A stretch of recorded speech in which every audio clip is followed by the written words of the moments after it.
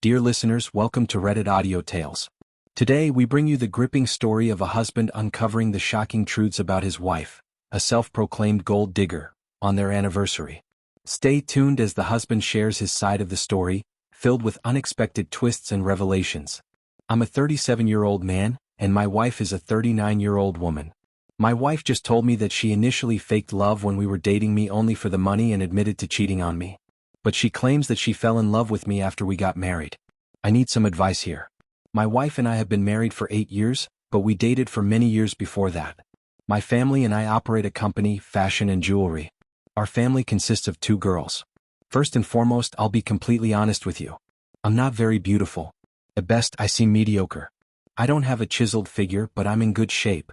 My wife is stunning, and I've always questioned what she saw in me. I was bald when I was 19, so I hope you get the image. I was quite uncomfortable and shy throughout my 20s. Because no one was interested in me, I didn't date many ladies. In college, I met my wife. We shared interests and I fell in love with her. I asked her out and she agreed. I felt like I was on cloud 9 and we haven't looked back since. Our anniversary was yesterday. We threw a modest party to celebrate. My wife began weeping as we were ready to go to bed. I was quite concerned since I didn't understand why. She embraced me and told me she needed to tell me something. She eventually confessed to me that she lied about her feelings for me while we were dating. She also admitted to me that she had cheated on me while we were dating. However, she fell in love with me a few years after we married. She informed me that at that point in her life she had grown and realized that I was the most important person in her life. She also maintains that after we married, she never strayed on me. She confessed to me because she was deeply troubled by guilt. She said that she would go to any length to make it up. I was very heartbroken. I'd always wondered what she saw in me, and I believe I have an answer now. I'm shattered. I also realized that I only know this because she admitted it. I'm at a loss for what to do and need assistance getting through this. Could you please give me some advice? I've chosen to do a paternity test and base my choice on the results. I've also asked her to leave before the paternity tests are completed. Though she has fallen in love with me, I believe I have fallen out of love with her. I believe this is the end of my relationship. Thank you very much. I have to go back to work and I'd want to thank you for taking the time to listen to me. Story 2. Never understand how my ex-GF can treat cheating as a normal thing. So my D-Day was around 7 months ago. I, male 3 to 5, first met my ex-GF, female 27, in 2014, and we married in 2015. In late 2019, she abruptly canceled her Instagram account without informing me, and I only discovered out when I attempted to send a post to her and couldn't locate her account. When I challenged her, she said that she did it because she was harassed by her work buddy's friend's friend, let's call him X, who had been tagging her and attempting to hit on her. I'd known about this X for a few months when we went to a social gathering at one of X's business events prior to COVID. I informed X that I would be speaking UX to urge him to back off, but X stopped me, stating that it wasn't worth it, and X didn't want to cause a commotion among her work pals, so I agreed to back down. Then, COVID happened, and X told me in March that she'd been laid off and needed to move back to her hometown due to a lack of funds, and I couldn't help her at the time because I was in the middle of renovating my house. I paid her rent and bills when she first moved to my city and couldn't find work. X refused to move in with me since I lived in the suburbs, and she had previously lived in the city center. We live 50 minutes apart, so we were separated for a few months until May, when I completed remodeling and had enough money to assist her pay her rent. I found her to be distant and frigid when we were apart. She went out a lot despite COVID and was up at strange hours like 3 a.m. and 4 a.m. I rejected my concerns at first because I assumed she was miserable and anxious, but these actions persisted even when she returned to our town. I was hanging around at her apartment one day while she was having a bath and her phone got flooded with conversations, so I opened her chat to check who was talking her, and I discovered a bombardment of nudes from X being sent to her, with a text reading, "I can't wait to see you tomorrow." My body became numb and my thoughts blanked out. I was enraged, so I went back through her past conversations with X and discovered that they had been trading nudes since 2019.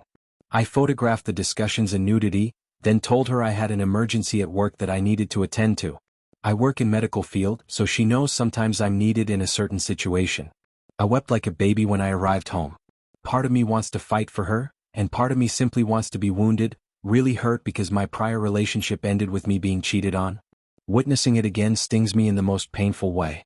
I opened my conversations with her in the prior discussions, and I opened our images together, trying to find a reason not to end this relationship, until I came across our Instagram chats. I never deleted my chats with her. Her Instagram profile image was there, but I couldn't locate or view her profile. Then it hit me, she blocked me. This lady had me barred on Instagram under the pretense of canceling her account. I created a new account to monitor her Instagram, and indeed her account was active and not set to private. I saw all of her images, all of her parties, all of her tales, and sure, a gorgeous picture of her kissing X in the mouth shot not long ago. Something clicked in me and I was no longer unhappy. All I felt was apathy. I took images of her on Instagram and wiped everything I had about her on my phone, laptop, and computer. I texted her and asked her to meet up, and when we met, I simply showed her the photographs I took on her phone on Instagram and told her we were done. I don't know her anymore and I don't have anything to do with her since she departed. I disconnected from her and a place I was linked to her. I told my parents and family to disregard her phone call.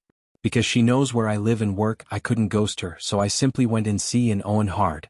Mutual friends were attempting to get me to forgive her, but I informed them that if they continued to contact me about her, I would block them as well, so they backed off.